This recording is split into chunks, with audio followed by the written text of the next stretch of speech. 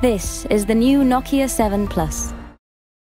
The past month saw some ugly scenes on the cricketing field, raising questions over the sportsmanship of the game. During the third test against South Africa in Newlands, Australian cricketer Cameron Bancroft was seen using a sandpaper to alter the condition of the ball. I take full responsibility. I'll do everything I can to make up for my mistake and the damage it's caused. I lied about the sandpaper and I panicked. I panicked in that situation and I'm very sorry.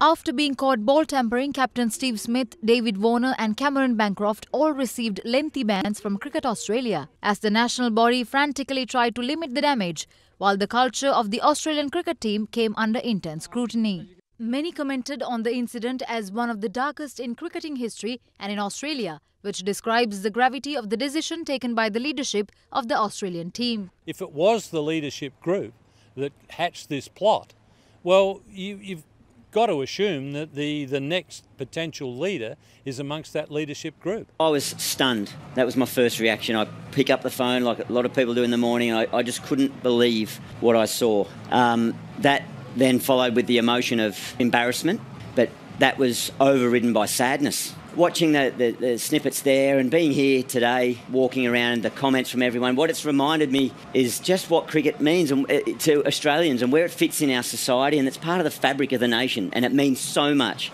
Look, I hope people can forgive. I think Steve Smith's such a great young man. I just think he's made a big mistake, unfortunately. This is a moment where people say, perhaps enough's enough. We need to set the right example for the kids. I think that's the most important thing, that these people are role model. We've got to get the kids who are going to be playing the game in 20 years' time, seeing the right examples. The ball tampering saga even saw the intervention of Australian Prime Minister Malcolm Turnbull.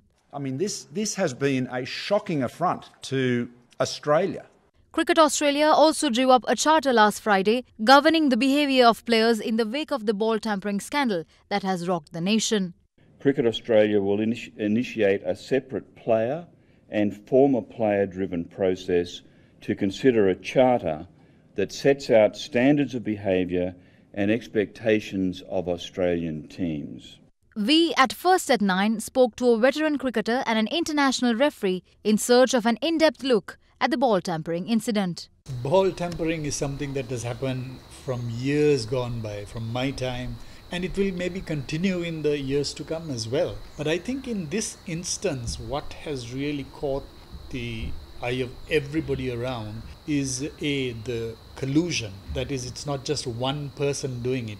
It's maybe 2, 3 or who knows more.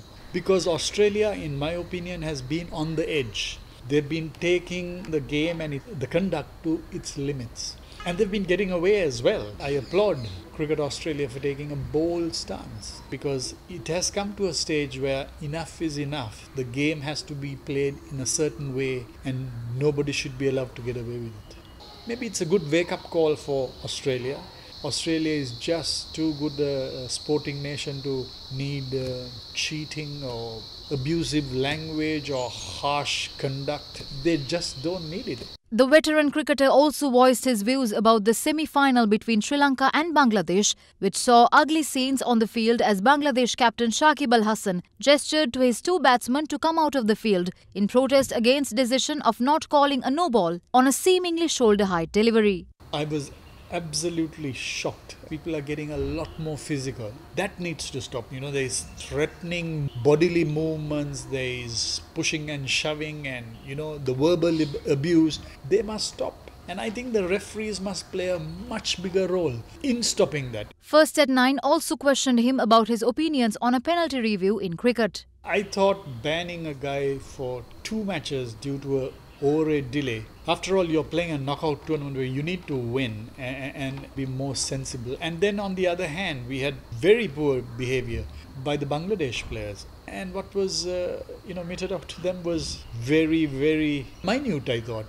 I would have expected a lot harsher punishment. It's important that there is consistency in penalisation or punishment they give these players. Certainly, these things need to be corrected if we are to call this a gentleman's game. First at 9 questioned him on how these incidents affect aspiring cricketers. Cricketers are role models to their kids. Watch them on television and then try to do the same thing. So it is extremely important that the players conduct themselves in a certain way. They are above criticism.